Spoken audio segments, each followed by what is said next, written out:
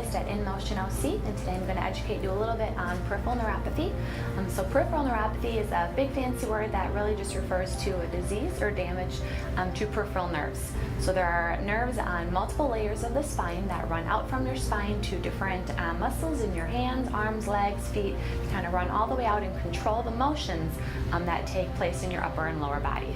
So with this disease, that progresses kind of in a stocking or glove pattern, starts in your hands and your feet and kind of moves upwards. It's most common with people with diabetes, but can be due to a variety of causes, different toxicities, different infections, so there are lots of different causes, but diabetes is definitely a big one.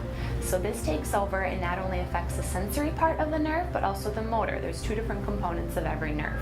With the sensation, it can be really damaging because you're not really able to tell when your foot is in contact with something. For an example, you might have a rock in your shoe, and for me and you, we'd be able to tell right away that the rock is in the shoe. We want to, take our shoe off or kind of move our feet around.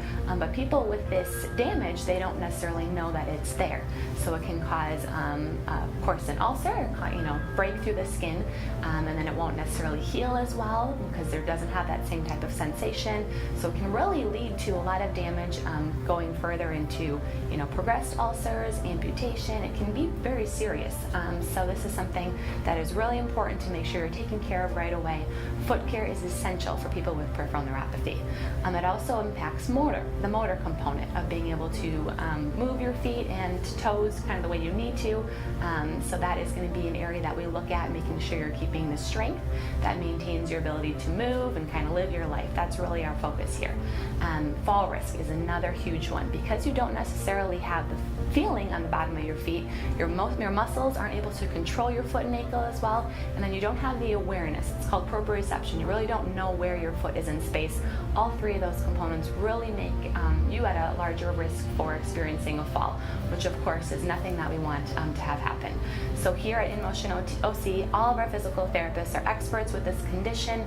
A lot of different techniques to either kind of help those nerves maintain their function, learn different motor patterns or compensatory ways to make sure that you're staying active, staying healthy, avoiding any falls, and of course avoiding any sort of ulcer. So come on in to In Motion OC for a free consultation.